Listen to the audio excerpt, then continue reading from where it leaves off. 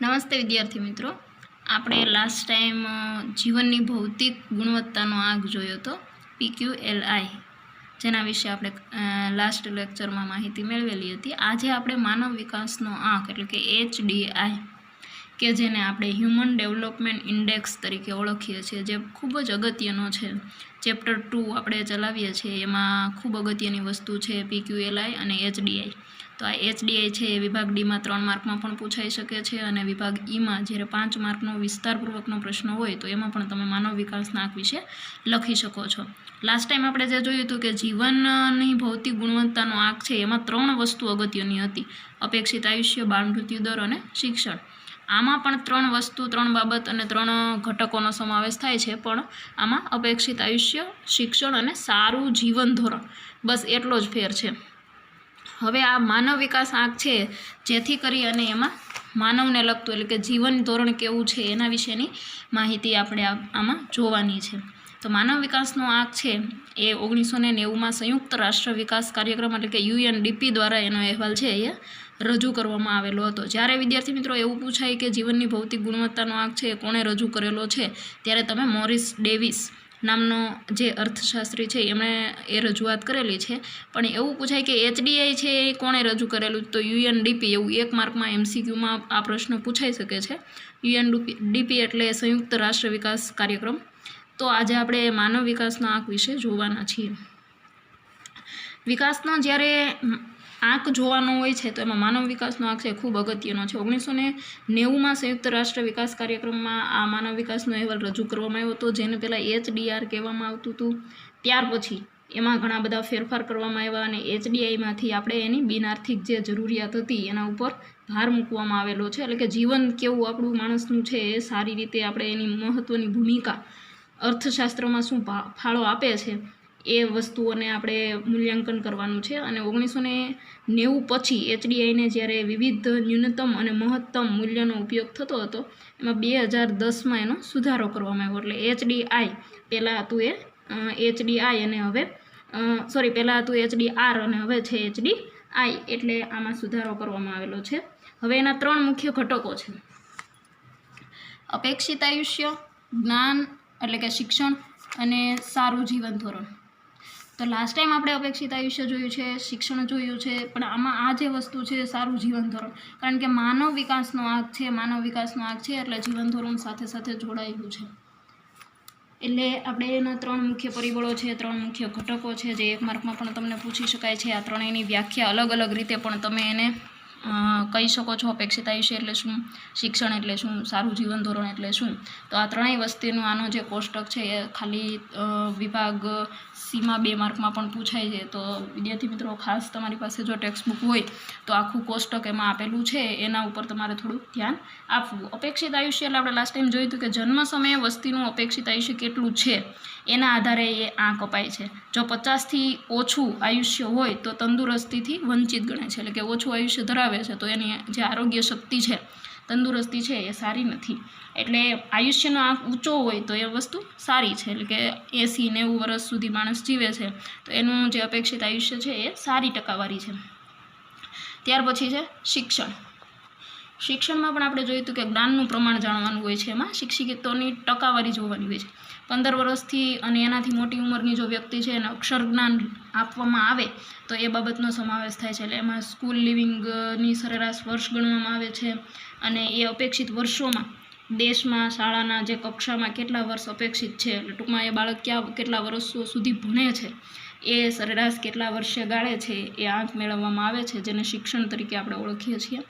ત્યાર પછી આ નવો પોઈન્ટ છે સારું જીવન ધોરણ. બાકી આ બંને વસ્તુ આપણે લાસ્ટ ટાઈમ ભણી ગયા છીએ. હવે સારું જીવન ધોરણ એટલે કેવું જીવન ધોરણ, તો કે લોકોને મળતી સગવડતા, પીવાનું શુદ્ધ પાણી, આરોગ્યની સેવા, સેનિટેશનની સેવા, બાળ મૃત્યુનું જે દર છે અથવા તો ઓછા વજનવાળા બાળકોની ટકાવારી, માથાદીઠ દૈનિક કેલેરી, 5 વર્ષથી નીચેના બાળકોનો જે મૃત્યુ દર છે એમાં પ્રોટીન, ચરબી, એ બધી વસ્તુઓ જોવાય છે. જીવન ધોરણનો આધાર આવક ઉપર હોય છે, એટલે આવક તો ખાસ જોવાની, માથાદીઠ અને રાષ્ટ્રીય આવક, એટલે એ વસ્તુઓ પણ આપણે એમાં માપવામાં આવે છે. ટૂંકમાં આ ત્રણેય વસ્તુ છે એ ત્રણેય અલગ અલગ રીતે એક એક માર્કમાં વ્યાખ્યામાં પણ તમને પૂછાઈ શકે છે. અપેક્ષિત આયુષ્ય એટલે શું, શિક્ષણ એટલે શું અને સારું જીવન ધોરણ એટલે શું. અને આ ત્રણેયને પ્લસ અપેક્ષિત આયુષ્ય પ્લસ શિક્ષણ પ્લસ સારું જીવન એટલે HDI, હ્યુમન ડેવલપમેન્ટ ઇન્ડેક્સ. હવે એની મુખ્ય બાબતો ખૂબ અગત્યની વસ્તુ છે. 2 માર્કમાં વિભાગ સીમાં જો તમને પૂછાય કે HDIની મુખ્ય બાબતો લખો તો તમારે HDIની આ જે 5-6 બાબત છે એ તમે લખી શકો છો. 3 ધોરણને આધારે HDIનું મહત્તમ જે મૂલ્ય છે એ કેટલું છે તો કે 1 છે.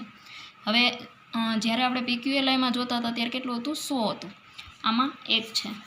પછી 0 થી 1 વચ્ચે છે. PQLIમાં શું હતું, 0 થી 100 વચ્ચે. આમાં છે 0 થી 1 વચ્ચે. એટલે 1ની નજીક જે દેશ હોય એ વિકસિત ગણાય છે. HDIમાં ઊંચો ક્રમ મેળવે છે. 1 થી દૂર હોય એ કેવું ગણાય છે, ઓછો વિકસિત. HDIમાં એનો ક્રમ છે એ નીચો હોય છે. એટલે ટૂંકમાં 2014માં જે દુનિયાના 188 દેશ હતા એમાં HDIનું જે મૂલ્યાંકન કરવામાં આવ્યું એ 0.944 સાથે નોર્વે જે દેશ છે એ પ્રથમ ક્રમમાં આવેલો છે. એટલે નોર્વે દેશમાં HDIમાં જે પ્રથમ ક્રમ મેળવેલો છે ત્યાંના લોકોનું જીવન ધોરણ ખૂબ સારું છે. અને ભારતનું જીવન ધોરણ અથવા તો ભારતના લોકોનો જે આંક છે એ 0.609 અંક સાથે 130મો ક્રમ છે. તો વિદ્યાર્થી મિત્રો આવું 1 માર્કમાં આ પ્રશ્ન પૂછાઈ શકે કે HDIમાં ભારતનો ક્રમ. મિત્રો વિભાગ સીમાં તમે 2 માર્કમાં મુખ્ય બાબતો જ્યારે પૂછાય ત્યારે તમે આટલું લખી શકો છો. અને ખાસ જ્યાં ભારત આવતો હોય એ વસ્તુ 1 માર્કમાં પૂછાવાની શક્યતા હોય છે. એટલે 0.609 આંક છે એ 130મા ક્રમે આપણો દેશ છે HDIમાં. અને સૌથી પ્રથમ દેશ જો કોઈ હોય તો એ નોર્વે છે. એટલે આ 2 પ્રશ્ન અલગથી પણ પૂછાઈ શકે છે. તો આનું તમે ખાસ ધ્યાન રાખજો.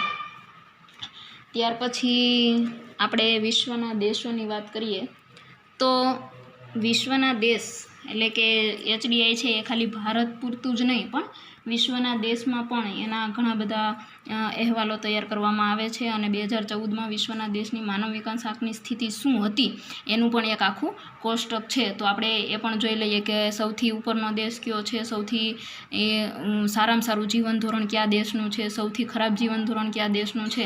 તો એવી રીતે આપણે એક ટેક્સ્ટ બુકમાં કોષ્ટક છે તો એના દ્વારા આપણે જોઈ શકીએ છીએ. એટલે HDI છે એ 2014નો આખો અહેવાલ છે. સૌથી પહેલાં નોર્વે છે 0.944 સાથે અને એનો પહેલો ક્રમ છે, રેન્ક એનો પ્રથમ છે. નોર્વેની માથાદીઠ આવક છે વિદ્યાર્થી મિત્રો 64,992 અને અપેક્ષિત આયુષ્ય છે 81.6. અભ્યાસના અપેક્ષિત વર્ષો છે 17.5 અને વાસ્તવિક વર્ષો છે 12.6. એટલે આજે એની 3 બાબતનો સમાવેશ થઈ જાય છે, અપેક્ષિત આયુષ્ય, શિક્ષણ અને જીવન ધોરણ.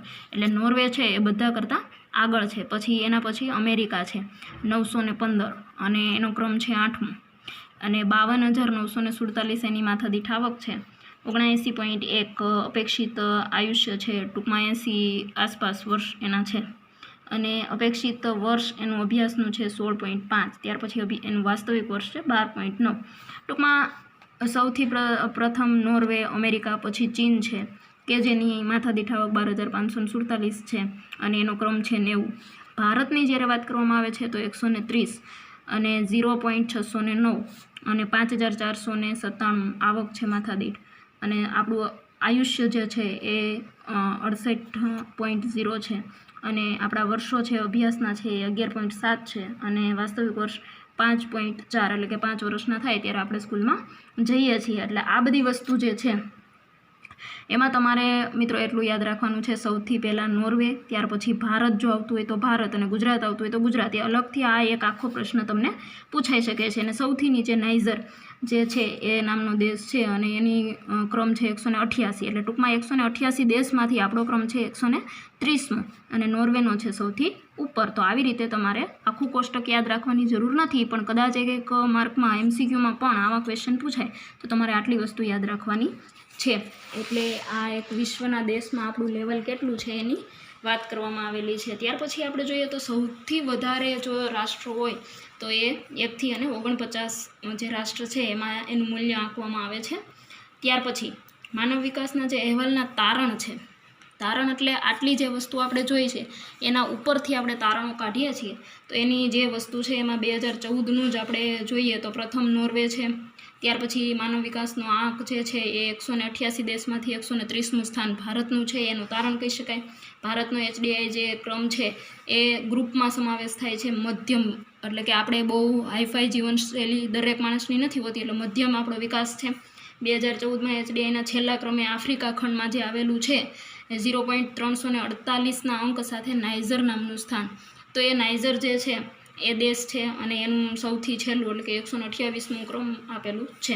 ત્યાર પછી આપણે એનું મહત્ત્વ જોઈએ તો જે HDI છે એનું માપદંડ માત્ર સામાજિક કલ્યાણ અને શિક્ષણ આરોગ્યના માપમાં સમાવેશ થાય છે. 3 વસ્તુઓ આપણને દર્શાવેલી છે. એક છે સામાજિક કલ્યાણ, શિક્ષણ અને બીજું છે આરોગ્ય.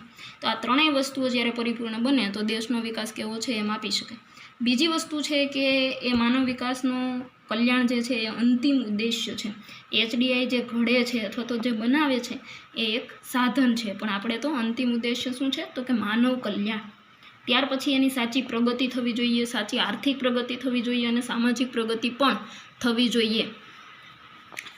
એટલે HDI છે એ વિધ્યાત્મક છે. વિધ્યાત્મક એટલે કે પોઝિટિવ છે, સારી વસ્તુ એમાં દર્શાવવામાં આવેલી છે. HDI છે એ વધારે સરકાર દ્વારા એમાં કામ કરવામાં આવે છે. HDI છે એ વધારે પ્રગતિશીલ બનાવે છે. કોઈ પણ દેશને માણસો કેવું જીવન જીવે છે એ એના ઉપરથી સાબિત થઈ શકે છે.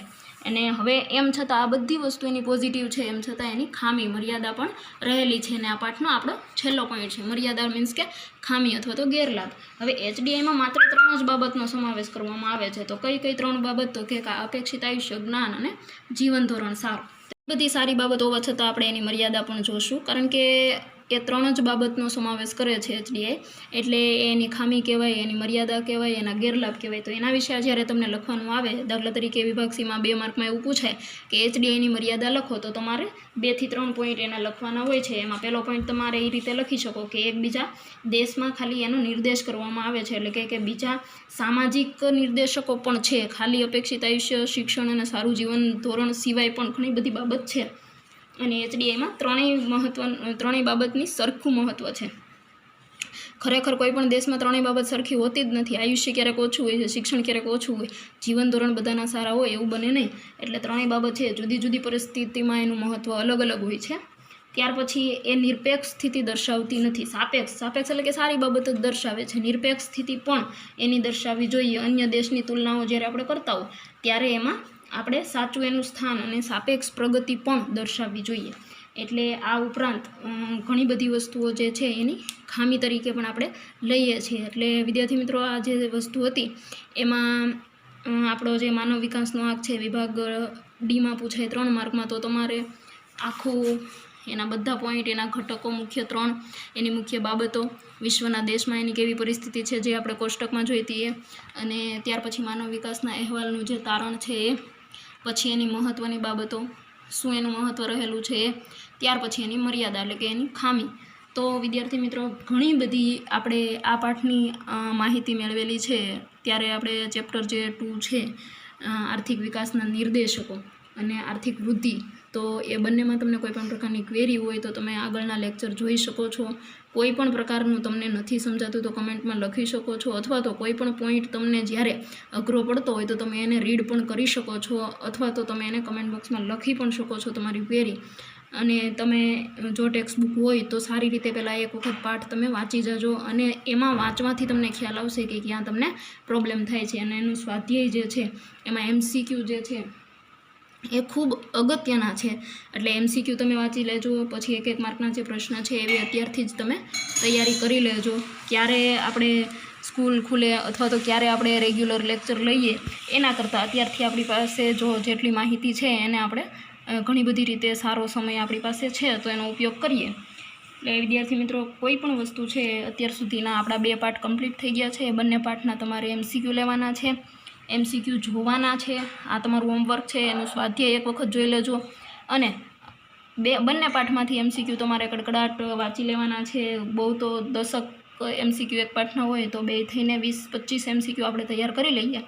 બીજા 1-2 માર્કના પ્રશ્નો છે. મેં તમને ઘણા બધા IMP ક્વેશ્ચન લેક્ચર દરમિયાન પણ કીધું છે કે વિભાગ Dમાં પૂછાય, વિભાગ Cમાં પૂછાય, તો એ પણ તમે નોટ આઉટ કરી લેજો. એમ છતાં કોઈ પણ પ્રકારની ક્વેરી હોય તો તમે કહી શકો છો. અને હવેના પછીના આપણે લેક્ચરમાં જોશું પાઠ 3. તો થેન્ક યુ વિદ્યાર્થી મિત્રો.